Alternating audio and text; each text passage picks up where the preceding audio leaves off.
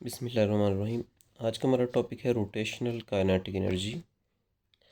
जब एक बॉडी किसी एक्सिस के गिर्द स्पिन करती है तो उसके तमाम पार्टिकल्स दायरे में मूव करते हैं, और चूँकि वो मूव कर रहे हैं इसलिए उनके पास एनर्जी होती है, और उस एनर्जी को जो पूरी बॉडी की रोटेशनल काइनेटिक एनर्जी कहते हैं। मिसाल के तौर पर ये एक बॉडी है और ये इस एक्सिस के गिर्द स्पिन कर रही है, इसका सेंट्रल एक्सिस है।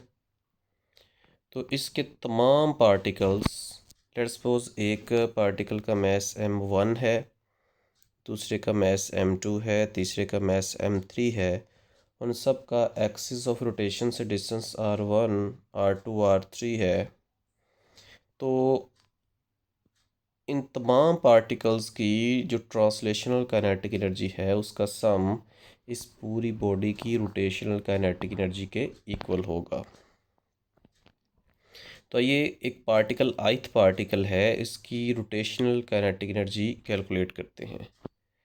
तो लेट्स सपोज ये एक बॉडी है, उसमें यहाँ पे एक पार्टिकल है जिसका मास है mi, और इसका एक्सिस ऑफ रोटेशन से जो डिस्टेंस है वो है ri।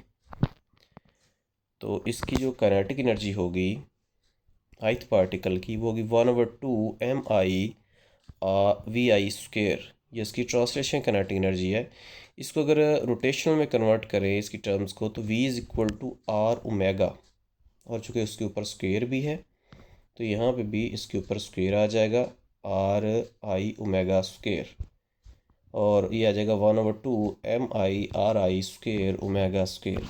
ओमेगा के साथ आई इसलिए नहीं लिखा गया क्योंकि एक रिजिड बॉडी के तमाम पार्टिकल्स की एंगुलर वेलोसिटी जो है वो सेम होती है। अब rotational kinetic energy of the body, whole body is the sum of all kinetic energies. तो तमाम बॉडी के पार्टिकल्स की काइनेटिक एनर्जीज को सम करें तो पूरी बॉडी की रोटेशनल काइनेटिक एनर्जी बनेगी। तो ये फर्स्ट पार्टिकल की रोटेशन काइनेटिक एनर्जी आ गई, ये सेकंड पार्टिकल की रोटेशन काइनेटिक एनर्जी, और ये थर्ड पार्टिकल की काइनेटिक एनर्जी है।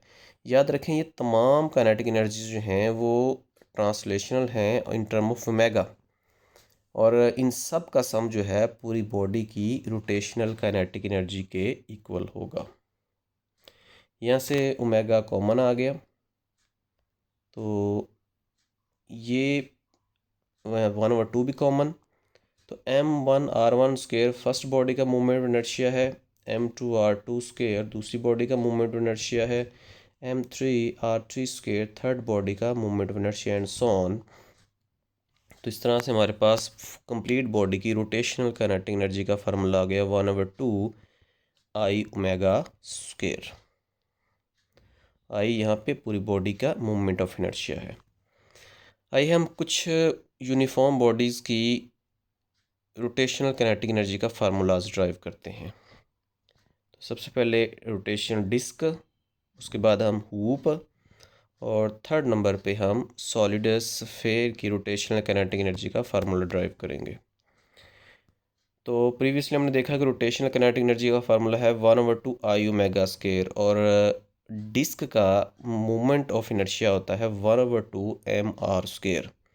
ये वाली वैल्यू अबव फार्मूले में पुट कर दें तो ये आ जाएगा 1/4 M R square omega square. चूँकि आर ओमेगा वी के बराबर होता है तो ये आ जाएगा 1/4 M V square. In the same way rotational kinetic energy of hoop, तो similar formula rotational kinetic energy का, लेकिन आई की वैल्यू यहाँ पे अब चेंज हो जाएगी। हूप के लिए मोमेंट ऑफ इनर्शिया होता है I is equal to M R square. तो ये अबव इक्वेशन में पुट करेंगे तो हमारे पास जो फार्मूला आ जाएगा 1/2 एम वी स्क्वायर। याद रखें अगर एक हूप स्पिन करते हुए आगे मूव कर रही है विदाउट स्लिपिंग, तो जितनी उसकी ट्रांसलेशनल काइनेटिक एनर्जी होगी उतनी ही उसकी रोटेशनल काइनेटिक एनर्जी होगी। इस तरह से अगर एक डिस्क मूव कर रिवॉल्व करते हुए आगे जा रही है, स्पिन करते हुए आगे की तरफ मूव कर रही है, तो उसकी rotational kinetic energy translational kinetic energy का हाफ होगी। अब आते हैं सॉलिड स्फीयर की तरफ। अगेन सॉलिड स्फेयर का जो मोमेंट ऑफ इनर्शिया है वो 2/5 mr² है। ये वैल्यू अब फार्मूले में पुट कर दें तो हमारे पास आ जाएगा 1/5 mv²। तो ये तीनों बॉडीज़ की रोटेशनल काइनेटिक एनर्जीज आ गई। यहाँ पे m इनके मैसेस और v इनकी लीनियर वेलोसिटीज़ हैं। तो आप देख सकते हैं अगर तीनों की मैसेस जो हैं वो बराबर हों, उनकी लीनियर वेलोसिटी भी बराबर हों और इनका साइज़ भी बराबर हो, यानी रेडियस इन भी इनका बराबर हो, तो सबसे ज़्यादा जो वैल्यू है वो हमारे पास ये आती है। इसके मतलब होप की रोटेशनल काइनेटिक एनर्जी सबसे ज़्यादा होगी, उससे कम डिस्क और सबसे कम जो है वो सॉलिड स्फेयर की होगी। अब हम देखते हैं कि अगर इन तीनों ऑब्जेक्ट्स को एक इंक्लाइन प्लेन से किसी हाइट h से छोड़ते हैं तो बॉटम पे सबसे पहले कौन पहुंचेगी। तो लेट्स सपोज कि किसी हाइट पे मौजूद हैं ये तीनों बॉडीज़ और चूँकि हाइट पे इनके पास ग्रेविटेशनल पोटेंशियल एनर्जी होगी, तो जब ये घूमते हुए नीचे आएंगी तो इनकी gravitational potential energy rotational kinetic energy में और ट्रांसलेशनल काइनेटिक एनर्जी में कन्वर्ट हो जाएंगी और इन दोनों का सम उस बॉडी की पोटेंशियल एनर्जी के इक्वल होगा। तो for disc potential energy is equal to rotational plus translational, ये दोनों वैल्यूज पुट कर दें और m कैंसिल हो जाएगा। उसके बाद ये 1/4v² और ये 1/2v², इसको एलसीएम लेके सॉल्व करेंगे तो हमारे पास आ जाएगा GH is equal to 3/4v²। और फाइनल हमारे पास जो रिलेशन आ गया वो v is equal to √4/3gh। इस तरह से हुप के लिए अगेन वही formula, potential energy is equal to kinetic energy rotational plus translational.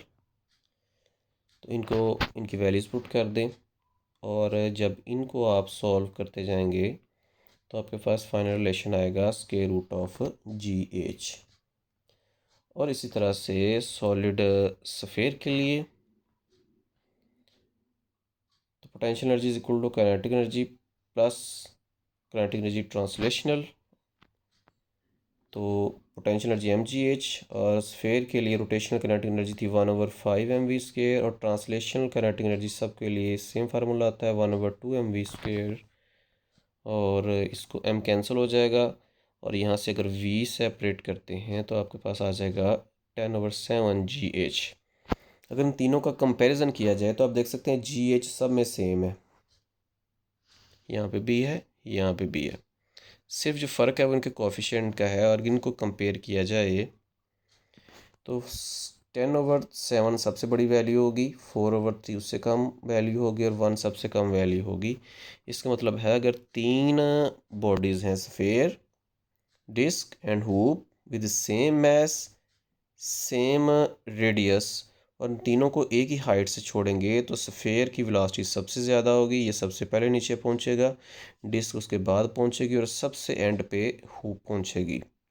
जितना किसी बॉडी का मूवमेंट और इनर्शिया ज़्यादा होता है उतना उसको रेस्ट से मोशन में लाना उतना ज़्यादा मुश्किल होता है।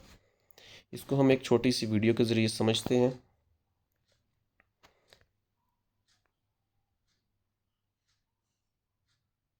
तो जिसका मूवमेंट इनर्शिया सबसे कम था वो सबसे पहले नीचे आई बॉडी, और जिसका मूवमेंट इनर्शिया सबसे ज़्यादा था वो सबसे बाद में आई। इसको दोबारा देखें, अब देखें हुप सबसे पीछे है ग्रीन में। तो ये था रोटेशनल काइनेटिक एनर्जी।